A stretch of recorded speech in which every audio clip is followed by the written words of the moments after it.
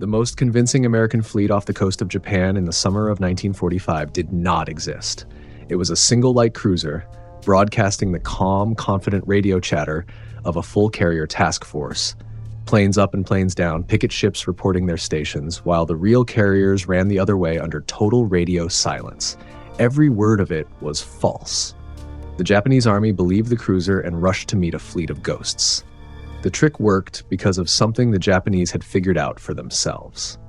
Their signals analysts could not read American naval ciphers, and they did not need to. By measuring how much radio traffic flowed out of a U.S. fleet and the bearings it came from, they could tell when that fleet was about to move and the rough heading it would take. They had also learned to read the most dangerous signal of all. When an American task force went dark, an attack was coming, and the enemy had come to trust that silence more than any message. The man who turned that habit into a weapon was a Virginia reservist named Lea Booth. He had spent the first years of the war in the South Pacific with a small communications security outfit, the kind of posting that won a man few friends because his job was to catch American operators breaking radio discipline and write them up. A base commander on Bougainville once gave him a day to get off the island or face a court-martial after one of those reprimands traced back to Halsey's headquarters. Booth outlasted the grudge. Admiral Robert Carney, Halsey's chief of staff, had noticed something in his reports that mattered more than the bruised feelings. Booth's team could predict the movements of their own fleet just by studying its radio habits. If Americans could do that to themselves, the Japanese were doing the same. Carney took that conclusion and turned it inside out. If a radio pattern gave a fleet away, a false pattern could send the enemy chasing a fleet that was not there. Booth and a handful of radiomen were gathered into a unit on the 3rd Fleet staff, the one Halsey's people called the Dirty Tricks Department, and its assignment was to lie to Japanese intelligence about where Task Force 38 was going. Booth had rehearsed this sort of work on a bigger stage. In the spring of 1944, he was sent to Washington to smooth the flow of message traffic between the capital and Allied headquarters near London, so that German analysts counting the rising volume of signals could not pin down the date of the Normandy landings.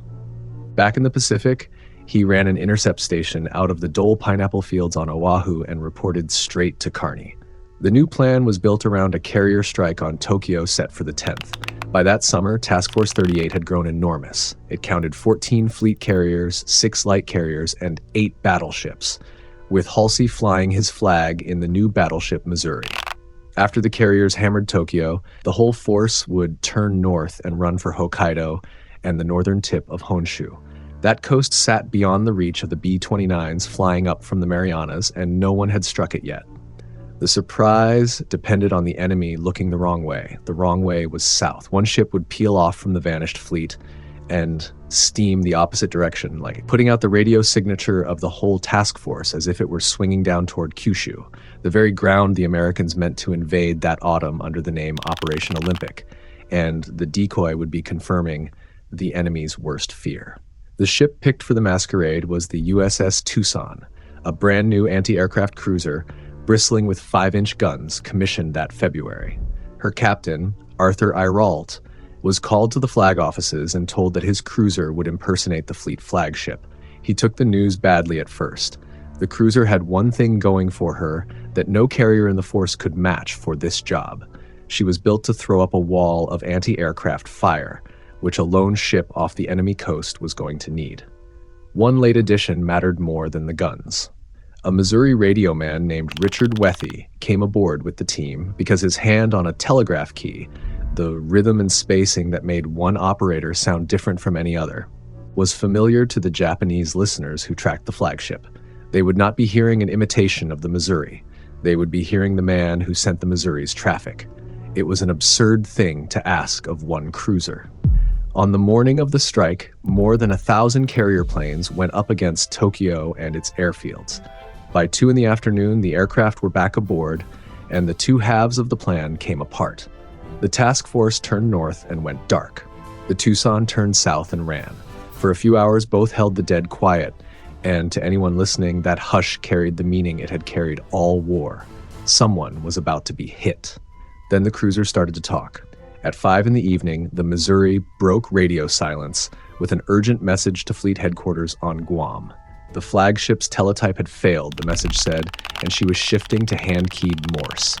The team flagged the dispatch urgent on purpose so that breaking a pre-attack blackout would read as a routine equipment problem rather than the opening move of a battle. It did not go to plan.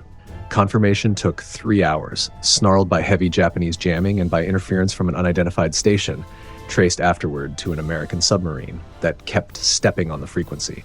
Not until past 8 that night did Guam accept the first hand-keyed transmission. After that, the cruiser went quiet again, as if covering her night movements, then opened up once more in the small hours to send 2 further dispatches.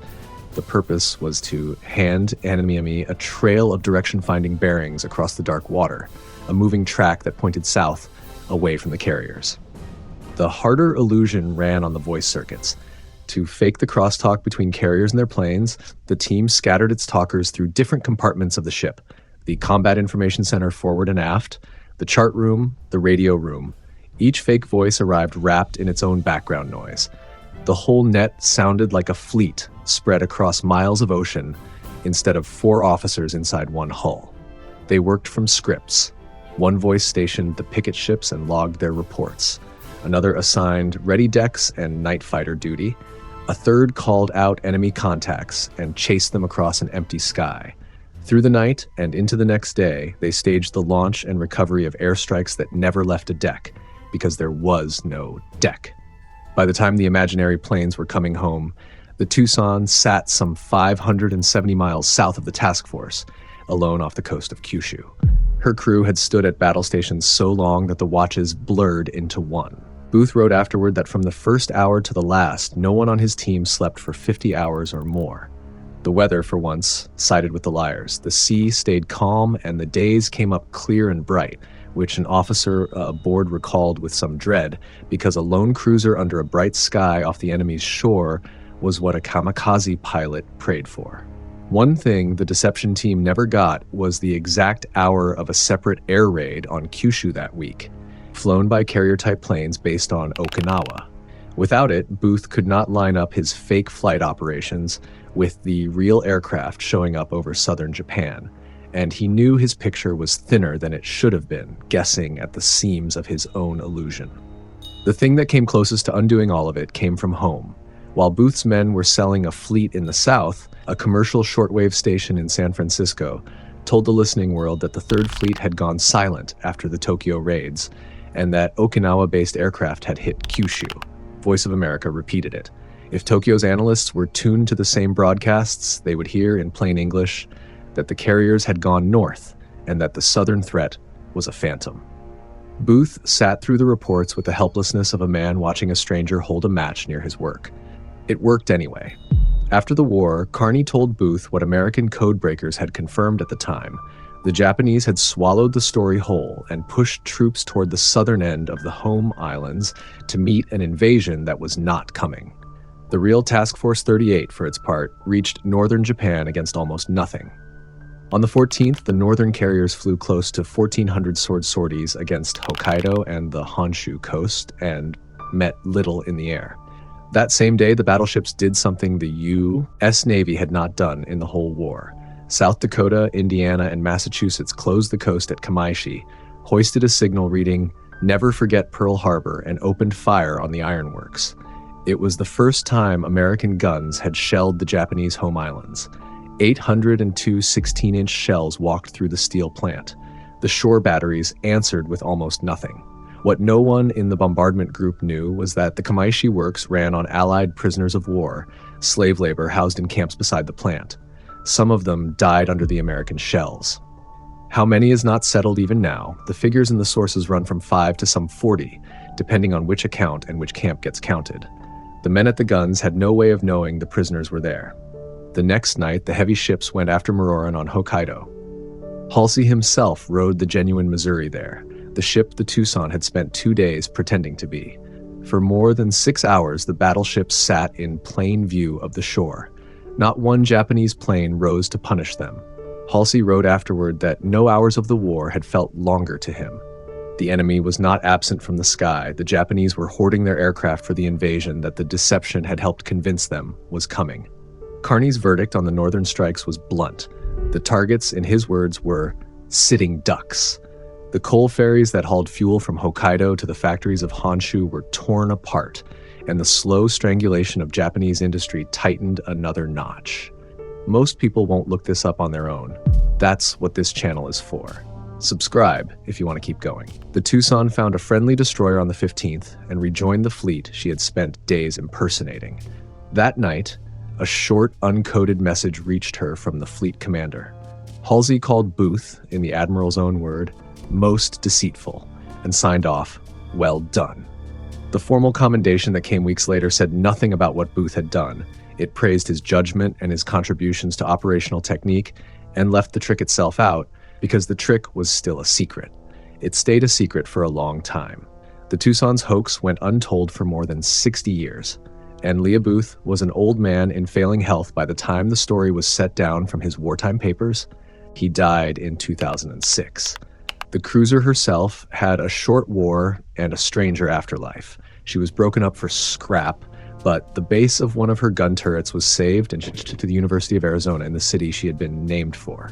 Engineers there bolted a particle accelerator onto the old turret ring and used its bearing to swing the machine's beam through the air, and it went on turning in that laboratory until somewhere around the start of this century.